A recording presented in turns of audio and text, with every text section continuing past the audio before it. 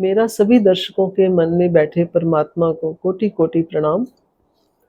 आज मैं आपको बताना चाहूँगी यंगस्टर, युवा पीढ़ी जो कि डिप्रेशन का शिकार हो रही है।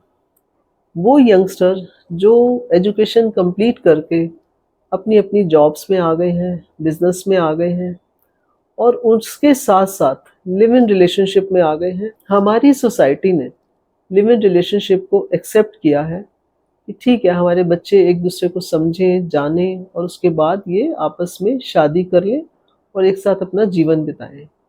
लेकिन होता क्या है, 2 साल, 3 साल, 4 साल की रिलेशनशिप होती है। उस रिलेशनशिप में अगर दोनों ऑनेस्ट हैं और रिलेशनशिप अच्छी चल रही है, तो शादी हो जाती है। एक-दूसरे को समझ लेते हैं, मैच्योरिटी आ जाती है। लेकिन कभी-कभी ये भी होता है कि एक पार्टनर को उससे बेटर पार्टनर कहीं और मिल गया, कहीं और कनेक्शन बन गया, तो उनके बीच में because of the difference of opinion और कोई थर्ड पर्सन की एंट्री से रिलेशनशिप में ब्रेकअप हो जाता है। जब ये रिलेशनशिप में ब्रेकअप आता है, तो दोनों के दोनों डिप्रेशन का शिकार हो जाते हैं। एक का परसेंटेज ज़्यादा है, एक का कम है। जो ज़्यादा बिज़ी है, उसने अपने आप को कम समय दिया कि वो ज़्यादा इस बात पे सोचे कि ये डिप्रेशन क्यों हो रहा है या मेरा रिलेशनशिप ब्रेक हुआ है, तो क्यों हुआ है? तो दूसरी तरफ मूव ऑन कर गया। लेकिन जो सेकंड पार्टनर है, जो इमोशनली बहुत ज़्यादा अटैच है, फाइनेंशियली बहुत ज़्यादा अटैच है, क्योंकि 2 रीज़न होते हैं अटैचमेंट के, इमोशनली भी होता है, फाइनेंशियली भी होता है। तो जब हम युवा पीढ़ी को देखते हैं कि ब्रेकअप हुआ और उसके बाद उसने जॉब भी छोड़ दी, काम छोड़ के बच्चे घर बैठ गए और उसके बाद उन्होंने कहा जी मुझे भी काम नहीं करना। क्यों? क्योंकि वो मेरा अभी ब्रेकअप हुआ है और मैं बहुत परेशान हूँ। तो इस स्थिति में क्या करना चाहिए? क्या उनको समझने के लिए, समझाने के लिए हमें डॉक्टर की ज़रूरत है, कंसल्टेंट की ज़रूरत है, एस्ट्रोलॉजर की ज़रूरत है? ये ब्रेकअप होना भी आपके चार्ट में, एस्ट्रो चार्ट में लिखा होता है कि ब्रेकअप होगा, रिलेशनशिप नहीं चलेगी।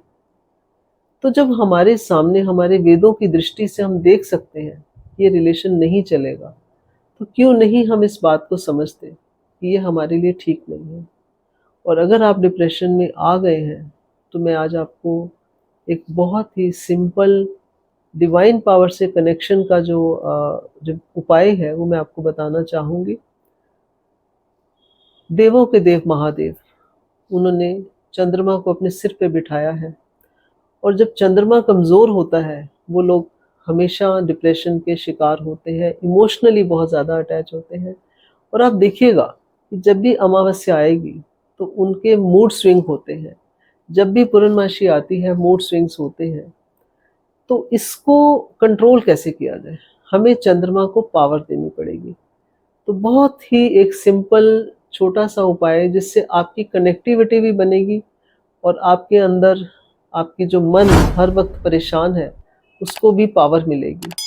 मैं समझती हूँ कि आप शिवलिंग पे जाके अपनी सेवा कीजिए, पूजा कीजिए, अर्चना कीजिए, शिवलिंग पे जल चढ़ाइए, लेकिन विदाउट फेल कंटिन्यू करिए, जिससे आपका चंद्रमा भी स्ट्रॉन्ग होगा और आप जो डिप्रेशन की तरफ जा रहे हैं, आपको वहाँ से मैं समझती हूँ बहुत ज़्यादा ब्लेसिंग्स मिलेंगी और आप इस जो डिप्रेशन का जो आप शिकार हो गए हैं, इससे आप निकल पाएँगे। तो दवाइयाँ मत खाइए क्योंकि मेरे पास जो केसेज़ आते हैं डिप्रेशन के, वेट बढ़ जाता है। किसी का 20 किलो बढ़ गया, किसी का 10 किलो वेट बढ़ गया क्योंकि मेडिसिन खा के सिर्फ़ सो रहे हैं। तो सोइए मत, जागिए, प्रभु का स्मरण करो और ये जो रिलेशनशिप है, इसको स्ट्रॉन्गली चैलेंजेस को फेस करो। आपके बीच में जो भी डिफरेंस ऑफ ओपिनियन आ रहे हैं, उसे बैठ के डिस्कस करो, शेयर करो और इसके अलावा आप अपनी रिलेशनशिप के लिए ज़रूर डिस्कस करिए कि ये रिलेशनशिप चलेगी या नहीं चलेगी।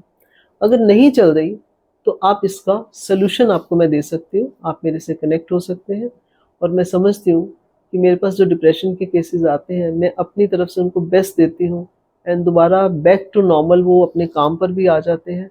तो पहले आप इस सिचुएशन में मत आइए, अगर आ गए हैं, तो आप मेरे से कनेक्ट होइए, मैं आपको इसका सॉल्यूशन दूँगी। Thank you very much.